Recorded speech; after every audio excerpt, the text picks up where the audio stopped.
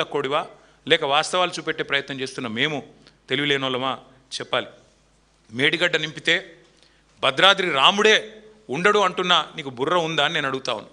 అట్లాగే పోలవరం వల్ల మునిగే ప్రమాదం ఉన్న భద్రాచలాన్ని పట్టుకొని మేడిగడ్డకు ముడిపెట్టి 44 గ్రామాలు మునిగిపోతాయని చెప్పి మరి ఒక మూర్ఖుడిలాగా బుర్ర తక్కువలాగా మాట్లాడుతున్న నీది తెలివి లేని తనమా లేక మాదా చెప్పాలి. అట్లాగే బీఆర్ఎస్ మాత్రమే కాదు, మేము రాజకీయ నాయకులం కావచ్చు, రిటైర్డ్ ఇంజనీర్లు చెప్తా ఉన్నారు కదా, కన్నెపల్లి పంప్ హౌస్ ఆన్ చేయొచ్చు ఇబ్బంది లేదని చెప్తే కూడా పెడచెవిన పెట్టినోని బుర్ర తక్కువడనలా ఏమనాలి చెప్పాలి. ఆ పంప్ హౌస్ కన్నెపల్లిలో బ్రహ్మాండంగా ఉంది అని ఇంజనీర్లు చెప్తుంటే పాత ఫోటోలు చూపెట్టి వికృతమైన రాజకీయాలు చేస్తున్న నువ్వు బుర్ర తక్కువడివా?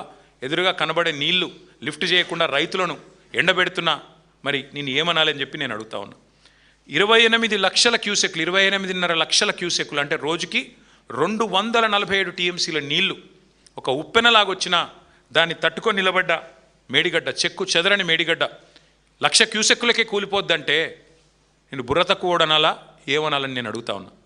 మరి రైతాంగం మొత్తం కన్నెపల్లి నుంచి నీళ్ళు ఎత్తిపోయాలని కోరుతుంటే పట్టించుకోనోడిని బుర్ర తక్కువడనాలా లుచ్చా అనాలా ఏమనాలి చెప్పాలని కోరుతా ఉన్నా. పాత గురువు గారికి గురుదక్షిణ ఇవ్వడానికి మరి నీళ్ళు కిందికి వదులుతున్నావా, దేనికి వదులుతున్నావా అని రైతులు ఏదైతే అడుగుతున్నారో దానికి సమాధానం చెప్పే దమ్ములేని దద్దమ్మని ఏమనాలని నేను అడుగుతా ఉన్నా. పట్టిసీమలో పంపులు వాళ్ళకి అదే గోదావరి మీద కిందికి పట్టిసీమలో పంపులు జలాలను ఎత్తిపోస్తుంటే పక్కన ఆంధ్రప్రదేశ్లో రైతులు సంతోషంగా ఉంటే ఇక్కడ కన్నెపల్లి పంప్ హౌస్కు తాళం వేసిన వాడిని బుర్ర తక్కువడనాలా దరిద్రుడనాలా ఏమనాలని నేను అడుగుతా ఉన్నా. అట్లాగే కాళేశ్వరం ఒకటే కాదు, కింద దేవాదుల పంపులు ఆన్ చేస్తలేడు. వరంగల్ రైతులందరూ వాళ్ళు బాధపడుతూ ఉన్నారు. వరంగల్లో ఇదే దేవాదుల సిస్టమ్ని అద్భుతంగా 10 ఏళ్ల పాటు నడిపి మరి పండగలాగా వ్యవసాయాన్ని చేసిన బీఆర్ఎస్ ప్రభుత్వం గుర్తు చేసుకుంటూ బాధపడుతున్న రైతులు ఎవరైతున్నారో వారి బాధ ఇవాళ వారిని అడుగుతా ఉన్నా, వారి తరపున అడుగుతా ఉన్నాం. అట్లాగే మరి కేసీఆర్ గారి మీద కోపంతో ఇవాళ మొత్తం రైతులను ఎండబెట్టే పనిలో ఉన్నావు. నువ్వు 4 సార్లు రైతు బంధు ఎగ్గొట్టావు, రైతు బీమా కడతలేవు, గింజలు కొంటలేవు. నేను బుర్ర తక్కువడనాలా బుద్ధి లేనోడనాలా ఏమనాలని నేను అడుగుతా ఉన్నా. 6 గ్యారంటీలు, 420 హామీలు, 13 డిక్లరేషన్లు అన్నీ అమలు చేస్తానని పోటుగాడులాగా పోజుగొట్టి ఇవాళ 31 నెలలైనా చేతగాని మాటలు మాట్లాడుతున్న సన్నాసిని ఏమనాలని నేను అడుగుతా ఉన్నా. కానీ ఒకటి మాత్రం పక్కగా చెప్తా ఉన్నా, మా ప్రశాంత్ రెడ్డి గారు గుర్తు చేస్తున్నారు ఎస్ఆర్ఎస్పి పునరుజ్జీవం కూడా ఎండబెడుతున్నాడని. వాస్తవం, కిందికి సీతారామ మోటార్లు నిన్ననే ఆన్ చేసినట్టున్నారు, అదొక్కటే ఆన్ చేసినట్టున్నారు, అంతేగాని మిగతాయి మాత్రం మొత్తం సిస్టమ్ ఎండబెడతా ఉన్నాడు. దేవాదులలో కేవలం 2 పంపులు ఆన్ చేశారు, మొత్తం కెపాసిటీ ఫుల్ కెపాసిటీ నడపచ్చు, అది నడపడు. కన్నెపల్లి పంప్ హౌస్లో మోటార్లు ఆన్ చేస్తే నీళ్లు మొత్తం వస్తాయి, నడపడు. ఎస్ఆర్ఎస్పి పునరుజ్జీవ ప్రాజెక్ట్ ఆన్ చేస్తే మొత్తం ఎస్ఆర్ఎస్పి నింపొచ్చు, అది చేయడు. అందుకే నేను అనేది చివరికి మరి రేవంత్ రెడ్డి గారిని, ప్రజలకు ఇవాళ అర్థమైపోయింది ఇది కాలం తెచ్చిన కరువు కానే కాదు. కాళేశ్వరం మీద కోపంతో, కేసీఆర్ గారి మీద కక్షతో ఇవాళ మీరు కాంగ్రెస్ తెచ్చిన కరువు ఇది. ఇందులో ఎవ్వరికి ఎలాంటి అనుమానంగా అనుకోటి కానీ లేదు.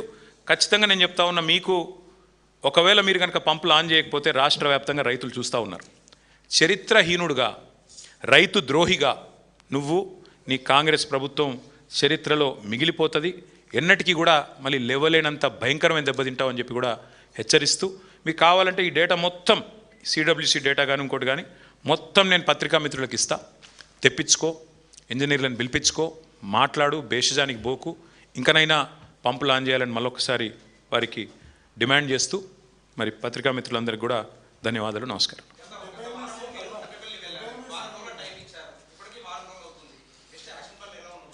ఇప్పుడు మేము ఒక్కరమే చెప్పలేదు కదా బ్రదర్, మేము మాతో పాటు ఇవాళ రాష్ట్ర వ్యాప్తంగా ఉండే రైతులు ఎదురు చూస్తూ ఉన్నారు. ఇవాళ జూలై 11, సాధారణంగా జూన్ మొదటి వారంలోనే లేదా జూన్ 2వ వారంలో వర్షాలు స్టార్ట్ అవుతాయి, మాన్సూన్ స్టార్ట్ అవుతుంది.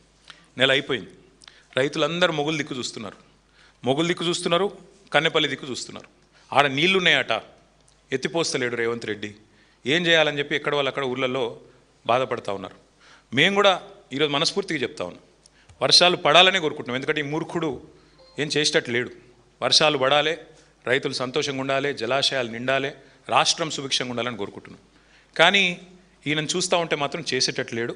మా నాయకులు కేసీఆర్ గారితో నిన్న మొన్న కూడా మేమందరం కూడా మాట్లాడి చూద్దాం, ఇంకో 2-3 రోజులు చూద్దాం, చూసిన తర్వాత పార్టీగా కూర్చొని ఒక నిర్ణయం తీసుకుందామని చెప్పారు.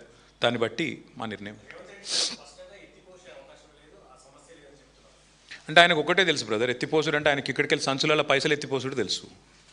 ఈఎంఐ ముఖ్యమంత్రి కదా, ఈఎంఐ కట్టకపోతే ఢిల్లీలో ఉద్యోగం పోతుంది కదా.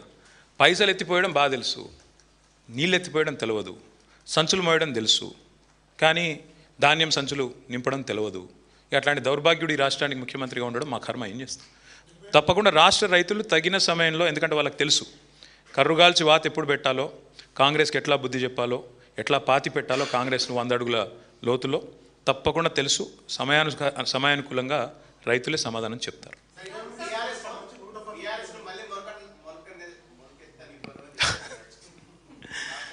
ఇప్పుడు మొలవదనుకున్న రాష్ట్రాన్నే మొలిపించిన పార్టీ మాది.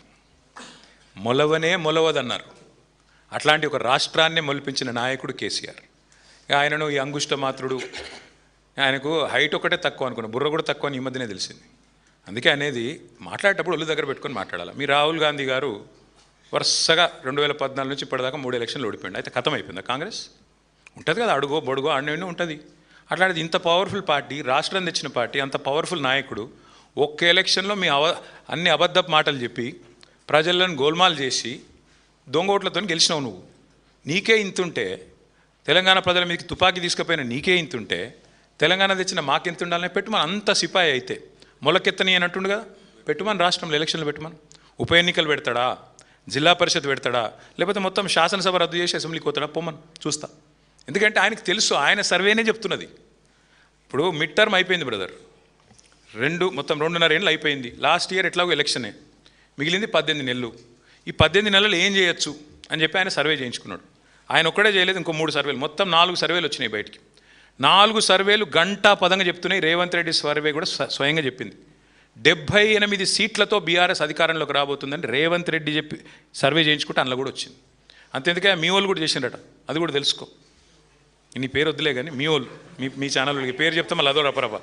కాదు ఒక్క మాట, నేను చెప్పేది అబద్ధమైతే మరి ఏ దేవుడి మీద ఒట్టు పెడతాడు ఆయన చెప్పమను. ఏ దేవుడి మీద ఒట్టు పెడతాడో చెప్పమను. ఆయన చేసిన సర్వేలు ఏమొచ్చిందో పెట్టమని చెప్పమను.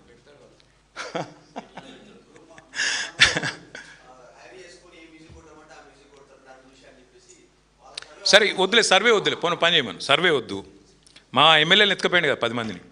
మరి ఇంతపాటి మగవాడు, ఇంతపాటి సిపాయి అయితే పెట్టుమని రాదు. అక్కడ 10 మందితో రాజీనామా పెట్టిమని చూద్దాం. ఇంత ధైర్యం ఉంది కదా ఆయనకి, రొమ్ము విరుచుకొని చెప్తున్నాడు కదా, గెలుస్తా, ఇది చేస్తా, అది చేస్తా అని. పెట్టుమని ఎలక్షన్లు మేమెందుకు వద్దంటాం?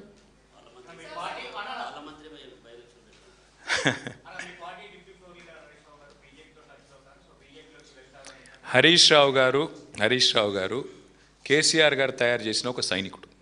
కేసీఆర్ గారికి ఈరోజు కాదు, పార్టీ ఆవిర్భావం ముందు నుంచి మరి ఒక రక్షణ కవచంలాగా అండగా నిలబడ్డ నాయకుడు.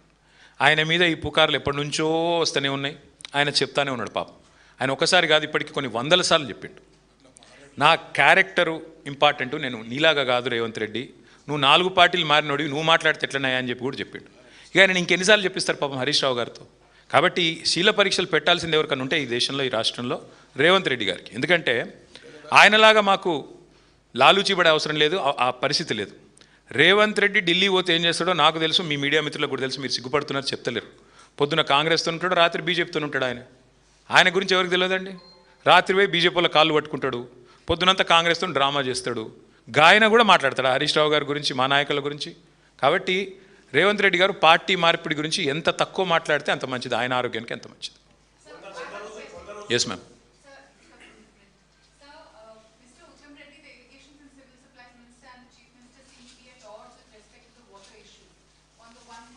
They're both very odd. No, on the one hand, the irrigation minister says that there's enough water and all the projects will be taken care of, and also advise the farmers go ahead with water-resistant crops. But on the other hand, the chief minister says that there's absolutely no water and it's just for farmers. What would you like to say? Well, the chief minister is a fool. Absolutely, there are no two thoughts about it. He's an absolute fool. He's somebody who has no clue about the irrigation system of Telangana. And he has no clue about what is in Godavari and what is in Krishna. In fact, he held a review very famously and he asked the engineers, which basin is Devadula under? What can you expect from such a man? See, today I request all of you, మేమొద్దు, మీరు కావాలంటే 4 కెమెరాలు తీసుకొని మీరు దయచేసి ఇక్కడ నుంచి స్ట్రైట్గా మీరు కన్నెపల్లి పోండి, అరేంజ్మెంట్స్ నేను చేస్తాను. మీరు చూడండి అక్కడ నీళ్ళు ఉన్నాయా లేవా. కింద పట్టిసీమలో నీళ్లు లిఫ్ట్ చేస్తున్నారు. అదే గోదావరి కదా, అదే నీళ్ళు కిందికి పోతున్నాయి కదా, ఇక్కడి నుంచి పోయిన నీళ్ళే కదా వరద నీళ్ళు. వాటిని కింద పట్టిసీమలో లిఫ్ట్ చేస్తుంటే ఇక్కడ నీకు లిఫ్ట్ చేయడానికి ఏం రోగం వచ్చిందని చెప్పి రిటైర్డ్ ఇంజనీర్లు అడుగుతుంటే దానికి సమాధానం చెప్పాడు, వరదలు నీళ్ళే లేవంటాడు. రాష్ట్రంలో వర్షాలు పడతలేవు. రాష్ట్రంలో వర్షాలు పడతలేవు కాబట్టే Kaleshwaram is the right point. కరువు వచ్చినప్పుడే కాళేశ్వరం విలువ తెలుస్తుందని కేసీఆర్ గారు స్వయంగా 100 సార్లు చెప్పారు. ఇవాళ ముఖ్యమంత్రి గారు బేసిజానికి పోతున్నాడు. ఎందుకంటే సింపుల్ విషయం దీపిక, ఏమవుతుంది, ఇప్పుడు ఆడ పంప్ హౌస్ ఆన్ చేసిండు అనుకో, ఈ 2.5 ఏళ్ళు మాట్లాడిన మాటలన్నీ బక్వాసం తెలిపోతుంది కదా. కాళేశ్వరం కూలేశ్వరం అయిపోయింది, కూలేశ్వరం అయిపోయిందని చెప్పాడు కదా, అదంతా నాన్ సెన్సు, హంబగ్గు. కాళేశ్వరం దివ్యంగా ఉంది అని తేలిపోతుంది. ఇంకా విచిత్రమైన విషయం చెప్తాను మీకు, చాలా చాలా ఇంట్రెస్టింగ్. నిన్నగాక మొన్న మూసీ కోసం అని చెప్పి మల్లన్న సాగర్ నుంచి నీళ్ళు తీసుకుంటా అని చెప్పి జీవో ఇచ్చిండు. మరి కాళేశ్వరం కూలేశ్వరం అయిపోతే మల్లన్న సాగర్ ఎక్కడిది? అసలు కాళేశ్వరమే లేకపోతే మల్లన్న సాగర్ ఎక్కడిది? నీళ్ళు ఎక్కడిది? నీ మూసి ఎక్కడిది? నీ ముఖం ఎక్కడిది? కాబట్టి ముఖ్యమంత్రి గారికి పనికిమా